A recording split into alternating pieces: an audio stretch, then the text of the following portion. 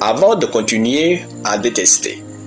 Shalom, bien-aimés dans le Seigneur, notre méditation du jour s'intitule « Avant de continuer à détester ». Nous tirons notre texte dans Matthieu chapitre 27, le verset 24 qui nous dit ceci. Le gouverneur dit « Mais quel mal a-t-il fait ?» Et ils crièrent encore plus fort « Qu'il soit sacrifié ». Alléluia. Avant de continuer à détester, de combattre une personne, posez-vous au moins cette question. Qu'est-ce qu'elle m'a fait de mal? Si vous vous posez sincèrement cette question, vous ne pouvez pas être un instrument dans la main du diable pour nuire à cette personne. Parfois, le diable vous utilise sans que vous vous rendiez compte pour détester ou combattre les autres. Ne soyez pas non plus le mauvais pion de Dieu dans la vie de quelqu'un. Développez un bon cœur qui vous permet d'être une personne que Dieu utilise positivement dans la réussite de ses enfants sur la terre. Ne soyez pas le récipient ou le relais de la haine de quelqu'un d'autre pour une personne qui ne vous a rien fait. Juste parce que quelqu'un déteste son collègue ou un frère ou une sœur, ne le laissez pas vous entraîner dans sa haine. Votre cœur n'est pas une poubelle, mais un lieu où Dieu habite.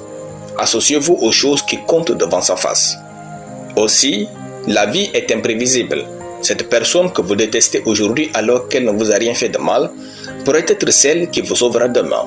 Que vous le vouliez ou non, un jour, votre vie dépendra de la vie de quelqu'un d'autre.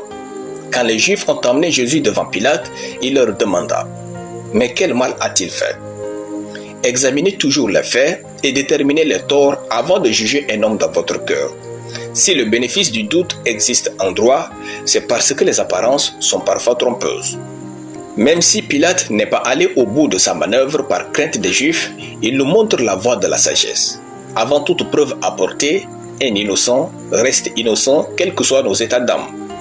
Dieu peut se taire face à l'injustice, mais tôt ou tard, il défendra l'innocent, car il est juste. Ainsi, la complaisance ne doit pas gagner sur l'auto-examen. Le sens de la responsabilité exige aussi de nous un réel discernement sur nos motivations. Nos petits groupes d'amis ne doivent jamais primer sur les valeurs divines. Dieu attend de nous une vie inspirante et pleine de succès. Marchons donc dans l'amour et la vérité. Alléluia. Prions. Je déclare que je marche dans l'amour, le bon sens et la sagesse de Dieu tous les jours de ma vie, au nom de Jésus. Amen. La lecture biblique en une année, Job chapitre 22 à Job chapitre 33. Soyez bénis, c'était le pain du ciel.